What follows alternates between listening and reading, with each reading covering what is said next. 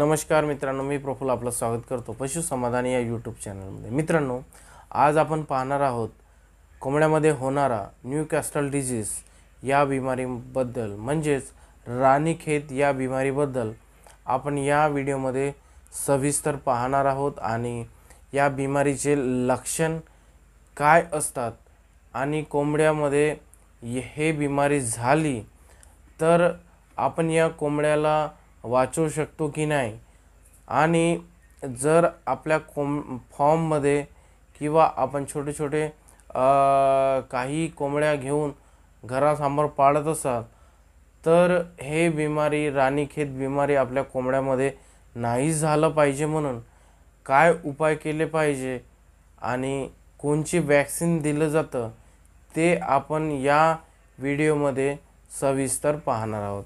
ठीक आहे मित्रांनो, तर मित्रांनो, राणीखेत हे बिमारी मुख्यतः कोंबड्याची बिमारी आहे आणि हे राणीखेत बिमारी कोंबड्यामध्ये झाली तर कोंबड्याचा 100% मृत्यू होण्याचे चान्सेस असतात। कारण की मित्रांनो, हे जे राणीखेत बिमारी आहे हे एक श्वसन तंत्रिकेचं बिमारी आहे। कारण मित्रांनो, हे राणीखेत बिमारी कोणत्याही कोंबड्याला झालं तर त्याला श्वास घ्यायला त्रास होतो, कारण की त्याच्या फुफ्फुसमध्ये, आतड्यामध्ये आणि श्वासनलिकेमध्ये बलगम तयार होतो मित्रांनो। त्याच्यामुळे यांना त्रास श्वास घ्यायला होतं। आणि ज्या कोंबड्यांना राणीखेत बिमारी झाली त्याचे लक्षण म्हणजे कोंबडी हे आकाशाकडे मान उलटी करून पाहतात आणि त्यांच्या ब्रेन पण काम करणं थोडंसं कमी करतं आणि ते एकदम चालताना लडखडतात। हे एक प्रॉब्लेम आहे मित्रांनो, या बिमारीमध्ये दिसणारे लक्षण आहेत।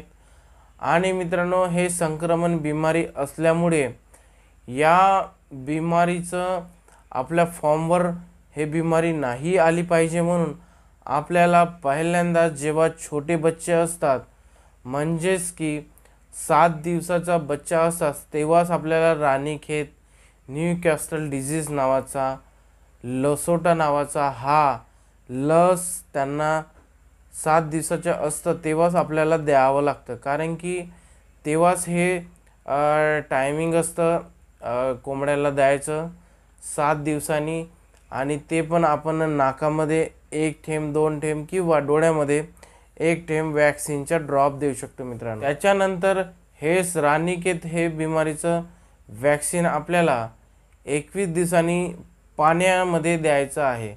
त्याच्यानी आपण आपल्या फॉर्मवर हे बिमारी कंट्रोल करू शकतो। प्लस जर आता मोठे कोंबड्या असेल आपल्याकडे, त्यांना पण आपण न्यूकॅस्टल डिजीजचं हे लसोटा वॅक्सिन हे कंटिन्यू आपण 3-3 महिन्यांनी द्यायचं आहे।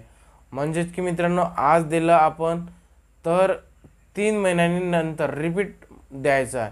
तर ते कसं द्यायचं आहे मित्रांनो, डोळ्यामध्ये नाही द्यायचं आहे मित्रांनो। याचे वॅक्सिनचे 2-2 ड्रॉप आपण तोंडामध्ये टाकून द्यायचं आहे डायरेक्ट, नाहीतर मग मित्रांनो डायलेट करून टाकायचं आहे, नाहीतर मग आपण वॉटर सोल्युशन बनवून, जे की पाण्यामध्ये आपण बनवून ते कोंबडीला 1 ml देऊ शकतो मोठ्या कोंबड्यांना। ठीक आहे, तर हे आपण रुटीनमध्ये जर आपल्याकडे जसं भांडवणारे कोंबड्या असेल किंवा आपण ब्रीडिंग करायच्या कोंबड्या असेल गावरान, तर हे बिमाऱ्या समोर आपल्या कोंबड्यांना होणार नाही, कारण की हे वॅक्सिन देणं आवश्यक आहे मित्रांनो।